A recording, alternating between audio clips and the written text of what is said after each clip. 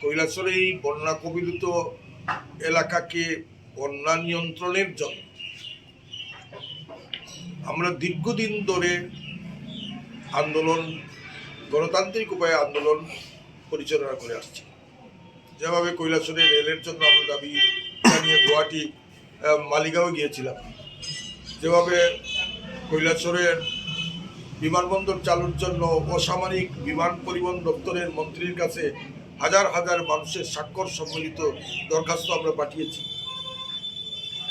ঠিক সেইভাবে কৈলাসরের উন্নয়ন বা যে কোনো উন্নয়ন নিয়ে আমরা রাজনীতি করি না। আমাদের প্রিয় বিধায়ক বিরোধী শ্রীরাম মহোদয়ের বিধানসভায় উপস্থাপন করার পর সরকারের তরফ থেকে রাজ্য সরকারের সচিব কিরণ গিত্ত মহোদয়ের পরিদর্শনে এবং জেলা প্রশাসন ও রাজ্য প্রশাসনের অন্যান্য কর্মকর্তারা এটা ভিজিট করে বর্তমানে কিছুটা কাজ এর মঞ্জুর করেছেন।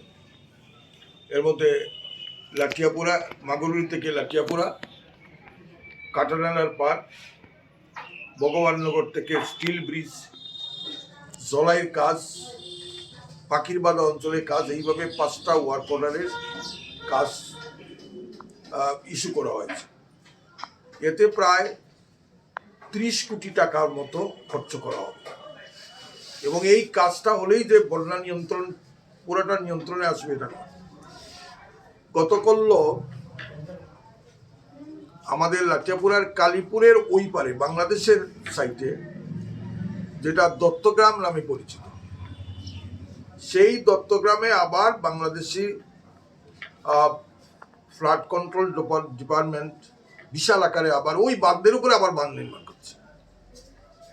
বিএসএফরা গিয়া প্রতিবাদও করেছে, ফ্ল্যাগ মিটিং এর জন্য চেষ্টা করছে, কিন্তু ফ্ল্যাগ মিটিং হয়নি বা ফ্ল্যাগ মিটিং হবে, এইভাবে পরিস্থিতি চলছে। জলাইতে অনলাইনের মাধ্যমে এটা কাজ পেয়েছে, ডিএন কনস্ট্রাকশন নামে একজন কনস্ট্রাকশন, তার বাড়ি দমন,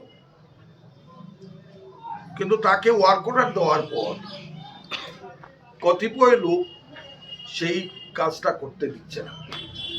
বিশেষ করে এক্সিকিউটিভ ইঞ্জিনিয়ারকে চাপ দেওয়া হচ্ছে, চিফ ইঞ্জিনিয়ারকে চাপ দেওয়া হচ্ছে, অফিসের ভিতরে ঢুকে ফাইল ছিনিয়ে নেওয়া হচ্ছে, পুলিশ প্রশাসনের কাছে এফআইআর করা হয়েছে, বাইক আগুন দিয়ে পুড়িয়ে দেওয়া হচ্ছে। এই যে একটা অরাজক পরিস্থিতি বা পরিবেশ তৈরি হয়েছে, যার জন্য আমরা কৈলাসরে যে বন্যা নিয়ন্ত্রণের যে আশা করেছিলাম, এই আশাটা আমাদের নিরাশায় পরিণত হয়।